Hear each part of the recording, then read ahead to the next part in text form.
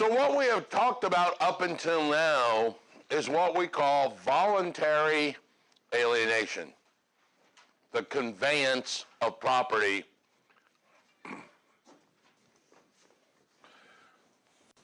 which would use a deed. However, there is a second way called involuntary alienation, meaning it's not technically a conveyance, because conveyance means I'm choosing to do it, and I'm going to either sell it or give it to you, and we're going to go through this deed, boop, and all that. This is not. Involuntary alienation happens by operation of law. Happens by court's one of them, that's not the only one. All right? There are typically 4 different ways that it happens. Or it's a chart on the top of the next page are the 4 different technical ways it happens. If a person dies with no heirs and no will,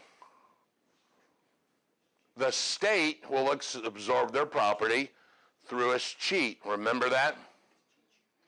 They have cheated you out of the property.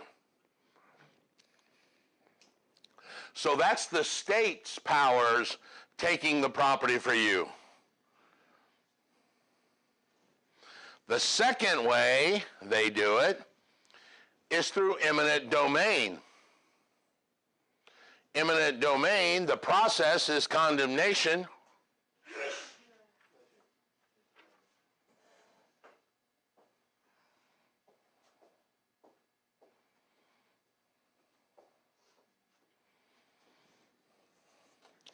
I've got 5 bullet points, but it's really only 4. I'm trying to figure out which one of these. Condemnation is eminent domain. That's the governmental body. The third way is for a court action where a creditor will foreclose upon you. Foreclosure is another way that this happens.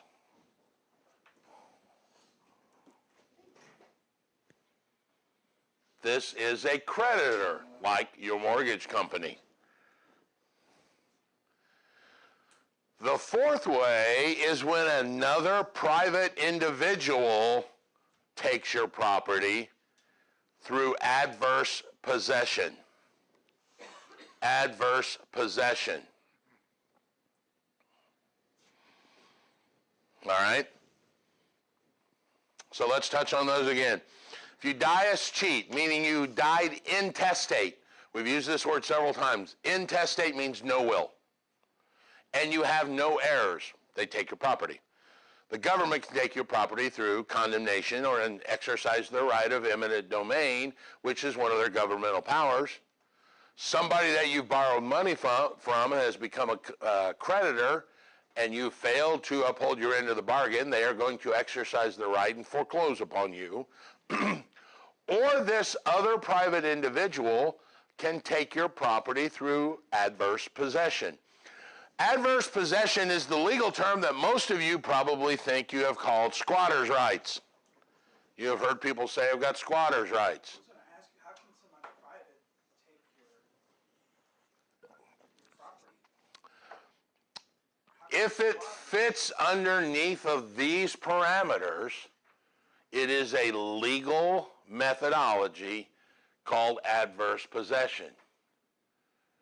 Did you guys see the movie Pacific Heights with Michael Keaton, where he's the landlord and that was his gig? He's actually the bad guy in it.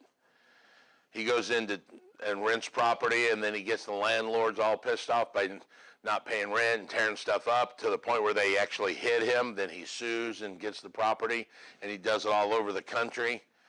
It's a scary movie. If you ever want to get into landlording, go watch Pacific Heights first. Pacific Heights with Michael Keaton. If it does not cure you, it will certainly slow you down. All right? So for adverse possession to happen, there must be 5 things that take place. These are going to sound very familiar to prescriptive easement, by the way. But here we are actually talking about ownership. The first thing is it has to be open. Open means it's obvious to anyone who sees that, hey, someone's living there. Has to be notorious. Mean people know that. Other people know it. Has to be continuous and uninterrupted. Same thing that we talked about the other day, and that tacking applies. So somebody could live there for 4 years and then someone else do it for 5 and tack onto it. All right? Let me give you an example as soon as we're done here, Miguel, and you'll understand exactly, because I think what you got in your head is something that doesn't happen. Has to be hostile, meaning without the owner's permission. And it must be adverse, which means it cannot be against their possession, meaning they can't be living in the house and you're like a tenant in the house and try this because they're already in the house. Okay? This happened. You guys know where, just lost the name of the road. What's the mall out in Plainfield? The open air mall? Metro, and the road that goes out where the stoplight is? And it bends around and meets the four-way stop. I cannot remember what it is. Buddy of mine owned, no, not Ronald Reagan. It's a little bitty strip center. If you go on to it, there was a guy named Joe that owned the strip center. Beside his strip center was the railroad track that they pulled the tracks up from. And they pretty much abandoned the track. Railroad company went bankrupt. Joe mowed the lawn, kept it clean because it was affecting his property. After about 11 years, he went to court and had the judge award him that hill that the railroad track was on. It was like 105 feet wide by 900 feet long. We used to ask him, so you're going to either do drag racing, golf ball driving, you know, but he attached it to the back of his strip center because he met all the conditions. It was open, notorious, continuous, hostile, without their possession, and he literally took their property through adverse possession. When we go through this, most people think about somebody's going to walk into your house and live in your house while you're away on vacation. That's not truly the kind of adverse possession that ever happens. Yeah. Now there are places that it happens where you own, you know, hey, I own 100 acres down in Montana and I haven't been there in a while, and I go there, all of a sudden I find some guy's built a little shed and on my property and been living there. That can happen. All right. People do break into vacant homes and, you know, establish residence. The biggest issue is typically the time frame. I mean, it's like 9 years for this to actually be true. You would think after 8 years you're feeling pretty clear, and all of a sudden a guy walks in your front door and goes, hey, I own this place. Sorry, I'm taking it back. So that's adverse possession. And like I said, that the time frame deals, it could be anywhere from 5 to 30 years. Do you know exactly, isn't it 9 years in Indiana? I thought it was 7, but it could be 9. 7 makes more sense. I like that better. 79 years, something like that. I don't know. So those are the 4 ways it can be involuntary transferred. Now, we can also transfer property according to the rate of descent. It's a decedent. All right? It's called consanguinity. There is an order to that. So if a person dies, it's my favorite word in the whole book. I laugh like a schoolgirl. Every time I say it, I can't help. If a person dies with a will, they are said to die testate. Means with. If they die without a will, they are called intestate. All right? So if they die testate, that means they have a will, and they wrote that will. That makes them the what? Testator. Not a real tater or a fake tater, but a testator. Testator. T-E-S-T-O-R, because they are the ones that wrote the will. Makes them a testator. When they die, the property passes through, first goes to a co-owner, like the wife. Second would be anybody named in the will. And then the third person would be the order of a decedent's, the consanguinity. So if I don't have a will, but I die and they go, okay, who's next? Well, you got brothers next, you got so-and-so next. You'd go to your wife first, the kids first, then the will. Well, I have none of those, so father, mother, brother, they may even go to first cousin, second cousin. The state will actually try and help somebody find all those before they go to escheat, because if one of those are alive, then they would get it. If none of them are alive, then that's when escheat comes in. Do what? Is it cheaper for the state that way? Yeah, probably less hassle too.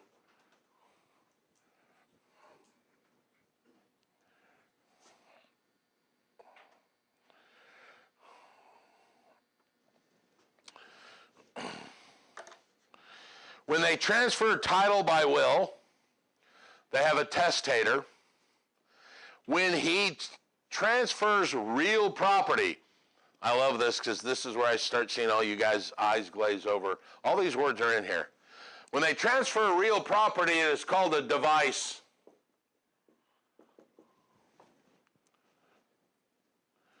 That makes the person who is writing the will, or the testator, who is transferring that device, the devisor. And the stuff you put in your eye is devising.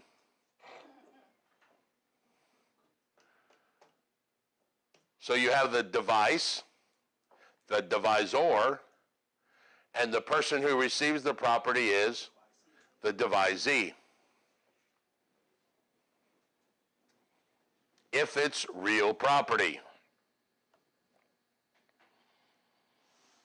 They don't talk about it in this book much, but a legacy is cash and bequeath is personal property. Like I bequeath my car, bequeath. Or some people say bequest. B-E-Q-U-E-S-T. You would bequest or bequeathed personal property. You devise real property, and legacy is cash or an equivalent. When they die, they have to go through this formal process called probate. Probate is the legal validation of a will, and basically it works like this. They sell all of their toys, pay all of the bills, and what's left goes to the heirs. That's the easy way to think about it. All right? When someone dies, you probate.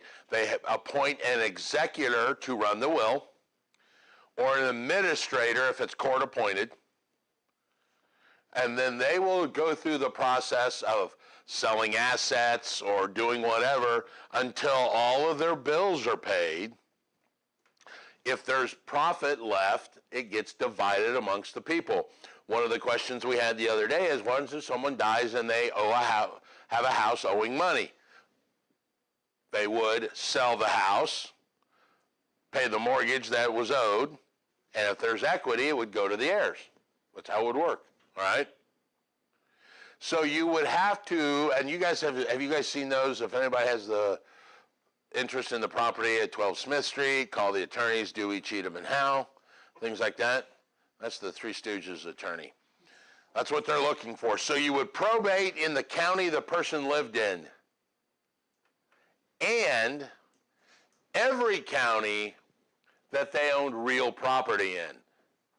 So you get a big case like Simon, who may have lived in Hamilton County, but had a house in Florida and a house in California and a house on the Catskills. You would have to probate in Hamilton County and Dade County, Orange County, all of those counties, to find out if he owed money on those mortgages to any of those people down there. They would then step up and make a claim to the estate. The executor would then somehow settle that. If it required selling the property to pay it off, that could be it. If it maybe they had cash from somewhere else, they could pay that off, and that house would now be free and clear, and they could keep it. Both of those work either way. A will is a legal document. So like a legal document, all the things have to be met. Well, remember, sufficient age, or legal age and sufficient mental capacity. They've got to do that.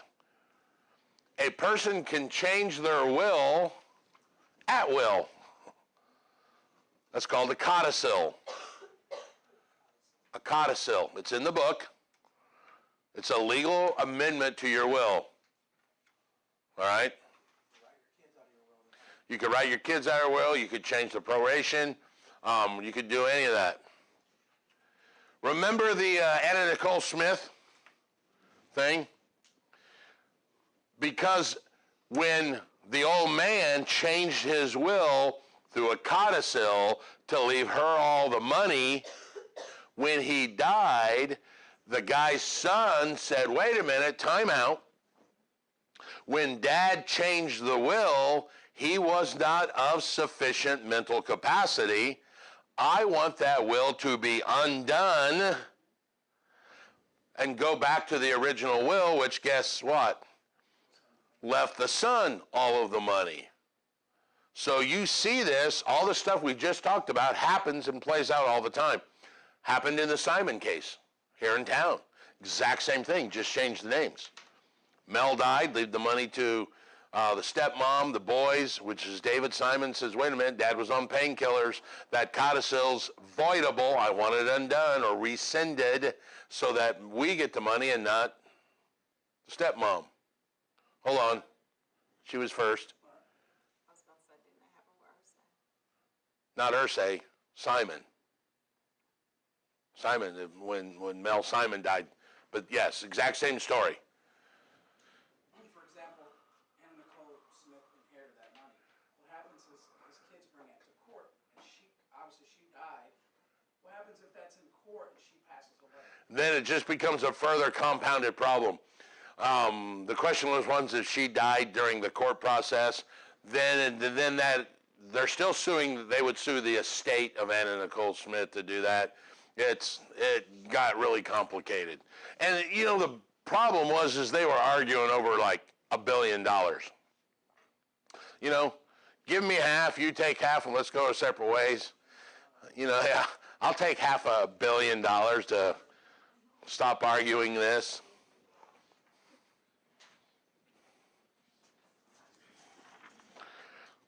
Any questions about this chapter? All right, I think that does it for us.